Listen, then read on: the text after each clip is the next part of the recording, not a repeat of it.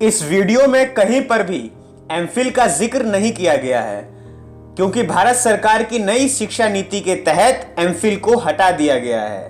अगर आप ग्रेजुएशन कर रहे हैं और आप जानना चाहते हैं कि इस नई शिक्षा नीति से आपको क्या फायदा है, तो अधिक जानकारी के लिए इस वीडियो का डिस्क्रिप्शन बॉक्स चेक करें।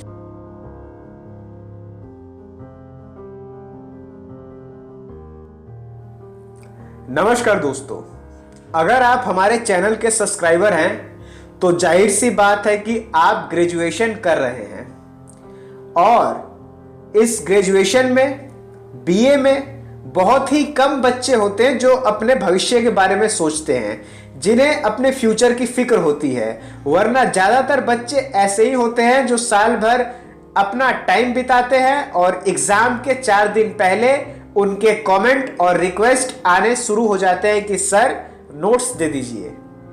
ऐसे में एक विद्यार्थी है जिनका नाम है नवीन रॉय, जो पूछते हैं कि क्या एसओएल से ग्रेजुएशन कर रहे हैं वो पीएचडी कर सकते हैं और पीएचडी करने के लिए क्या क्या योग्यता चाहिए, इस पर एक वीडियो अपलोड की जाए।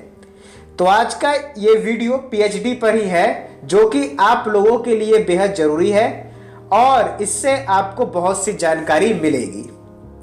बात की जाए कि क्या जो एसओएल से ग्रेजुएशन कर रहे हैं वो पीएचडी कर सकते हैं, तो इसका जवाब है हाँ, वो बिल्कुल कर सकते हैं, लेकिन उनके कम से कम 50% मार्क्स होने चाहिए। वैसे तो 55 होने चाहिए, लेकिन कम से कम 50% उनके नंबर होने चाहिए, तभी वो आगे कुछ सोच सकते हैं। बात की जाए कि पीएचडी हम कैसे करें और पीएचडी क्या है, तो पीएचडी का सबसे बड़ा फायदा यह होता है कि हमारे नाम के साथ डॉक्टर लग जाता है, जो कि अपने आप में हमारे लिए, हमारे परिवार के लिए बहुत ही गर्व की बात है, नाम के साथ डॉक्टर लगना। पीएचडी करने के हमेशा 2 रास्ते होते हैं। सबसे पहला है कि आप खुद के दम पर कीजिए और दूसरा होता है कि आप पिताजी के दम पर कीजिए, यानी कि अपने पेरेंट्स पर डिपेंड होकर पढ़ाई कीजिए। तो ऐसे में शुरू में तो हमारे घर वाले, हमारे फैमिली के लोग ये कहते हैं कि हाँ बेटा, हम तुम्हारे साथ हैं, आप जितनी पढ़ाई करना चाहते हो करो। लेकिन एक समय के बाद वो भी परेशान हो जाते हैं और पूछते हैं कि बेटा कब तक पढ़ाई करोगे, आखिर तुम नौकरी कब करोगे या जिंदगी भर पढ़ते ही रहोगे। तो ऐसे में आपका जरूरी है कि आप इन बातों को समझें कि आपके लिए कैसे पीएचडी करना सही है। पीएचडी 2 तरीके की होती है, जिसमें एक है कि 2 से 3 साल का टाइम लगता है और दूसरे में कम से कम आपके 5 साल लगते हैं। इसके बारे में हम आगे चर्चा करेंगे। पीएचडी के लिए जो योग्यता है वो सबसे पहले तो आपको ग्रेजुएशन करनी है, चाहे आप एसओएल से कीजिए चाहे रेगुलर से कीजिए, कम से कम 55% मार्क्स लेकर आइए, तभी आपका जो है पोस्ट ग्रेजुएशन में एडमिशन होगा।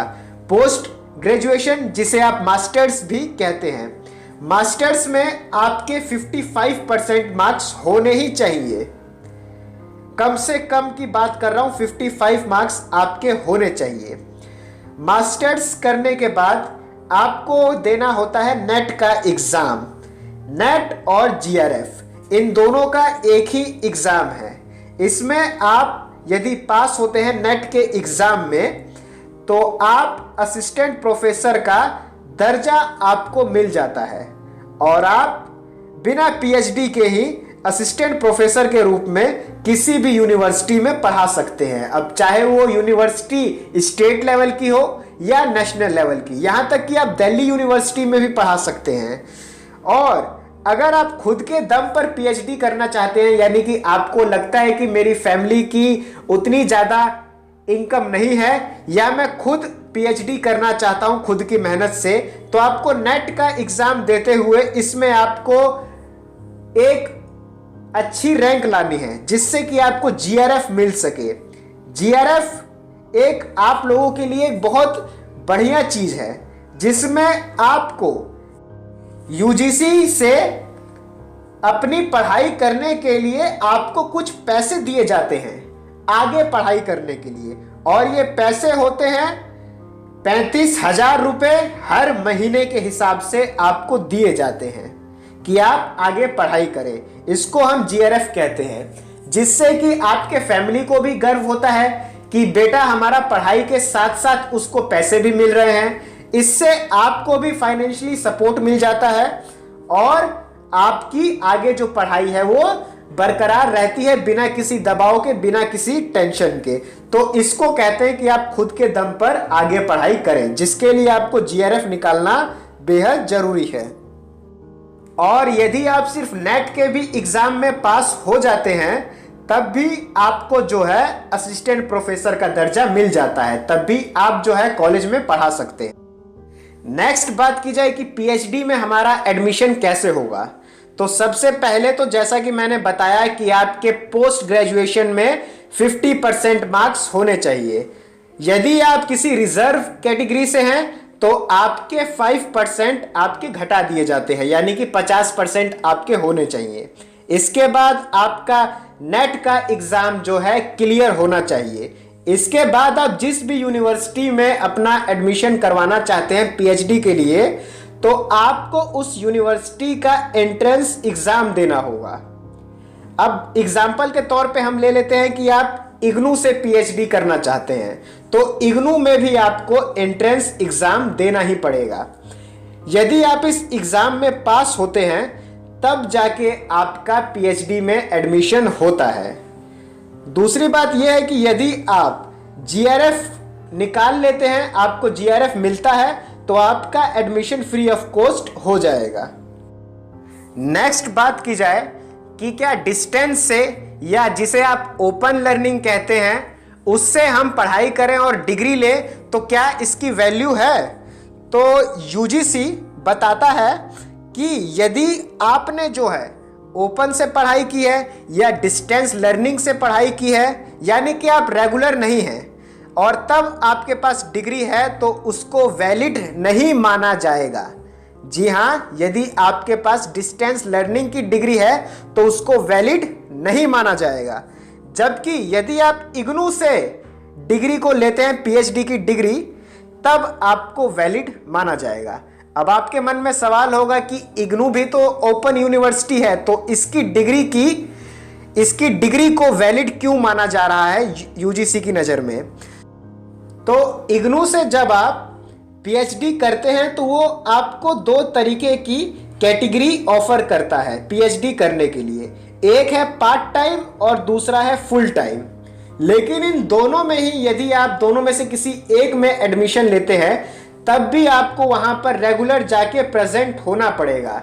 आपका वहां जाना बेहद जरूरी है, क्लास लेने के लिए आपको जाना ही पड़ेगा। ऐसा नहीं है कि आप सीधा एक बार फॉर्म भरेंगे पीएचडी में एडमिशन के लिए और एक बार सीधा एग्जाम देने के लिए जाएंगे पूरे 1 साल के बाद। ऐसा नहीं है। इग्नू में आपको अपना पूरा टाइम देना पड़ेगा, वहां पे आपको डेली जाना पड़ेगा। अगर आप भारत के किसी दूसरे राज्य से हैं, दिल्ली से नहीं है, तो इग्नू आपको कोई हॉस्टल की भी व्यवस्था नहीं देता है, यानी आपको रहने की कोई जगह नहीं देता है। आपको खुद ही कहीं बाहर रहना पड़ेगा और आपको यहाँ रेगुलर क्लास लेनी पड़ेगी। यही कारण है कि इग्नू जो डिग्री देता है उसको यूजीसी पूरी मान्यता देता है और उससे आप किसी भी यूनिवर्सिटी में जॉब ले सकते हैं। वो डिग्री आपकी 100% वैलिड मानी जाती है, क्योंकि वो भी आपने रेगुलर जाकर ही ली है। बाकी आप और किसी जगह से ओपन से यदि पढ़ाई करते हैं पीएचडी की, तो आप सिर्फ अपने नाम के साथ डॉक्टर लगवा सकते हैं और इसके सिवा आप कहीं जॉब नहीं ले सकते। बात की जाए कि इसमें हमारे पास क्या क्या रास्ते हैं करियर के तौर पे, तो स्क्रीन पर आपको दिखाई दे रहा होगा। और साथ में एक है रिसर्च, कि आप कहीं पर एक रिसर्चर के रूप में जॉब कर सकते हैं, जिसमें आपको बढ़िया सैलरी पैकेज मिलता है। और इसके लिए जो 5 साल की जो पीएचडी की जाती है वो है, इसमें आप रिसर्चर के तौर पे लगते हैं और एक बढ़िया सैलरी पैकेज उठाते हैं। इसमें आप उस सब्जेक्ट की एकदम गहराई में डूब जाते हैं। पीएचडी की तो डिग्री का ही मतलब है कि आप अपने पसंदीदा जो आपका सब्जेक्ट है उसको एकदम डीप नॉलेज आपको हासिल हो जाती है, जिसको आप पूरे एक समुद्र को पूरी गहराई से जान लेते हैं, बारीक से बारीक चीजें। तो इस प्रकार आप अपने फेवरेट सब्जेक्ट के शिखर पर पहुंच सकते हैं पीएचडी करके। इस वीडियो को यहां तक देखने के बाद भी अगर आपके मन में कोई सवाल रह जाता है तो बिना किसी झिझक के इस वीडियो के कमेंट सेक्शन में आप कमेंट कर सकते हैं। उसका रिप्लाई करना मेरी जिम्मेदारी है। मैं जल्द से जल्द आपको रिप्लाई करने की कोशिश करूंगा। इसी के साथ आज के लिए बस इतना ही। मेक श्योर इस वीडियो को लाइक करना और चैनल को सब्सक्राइब करना बिल्कुल भी ना भूलें। बहुत बहुत धन्यवाद आप सभी का।